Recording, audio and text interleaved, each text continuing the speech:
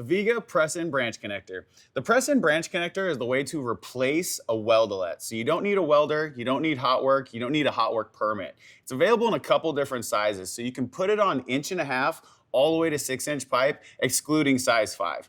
It's also available in both a Sketch 40 and a Sketch 10 configuration, as well as EPDM or FKM. So that means on this single fitting, there's 24 different configurations to attach to your pipe.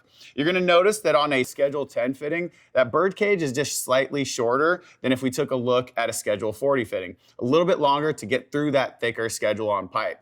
Now, when we talk about the size of pipe, remember we're excluding that size 5, we wanna look at the concave nature of that fitting. It's more concave with the smaller pipes and more shallow with those larger sizes of pipes. Typical applications are gonna be anything from compressed air to low pressure steam, and you can even do things like hydronics if you need a branch connection. Really great if you're looking at a temperature well or a chemical feed port.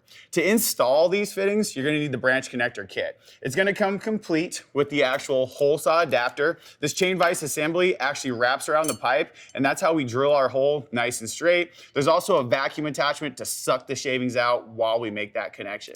The next part will be the hole saw itself. That hole saw has a drum on it and a little pin so you don't drill through the opposite side of the pipe.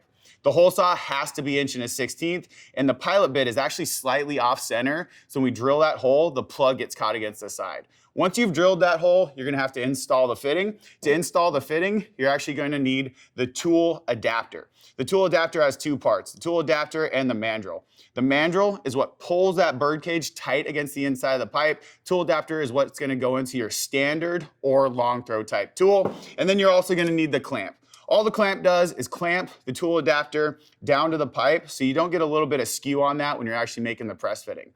So this is the MegaPress press and branch connector. Remember, that's available in sizes 1.5" all the way to 6" pipe.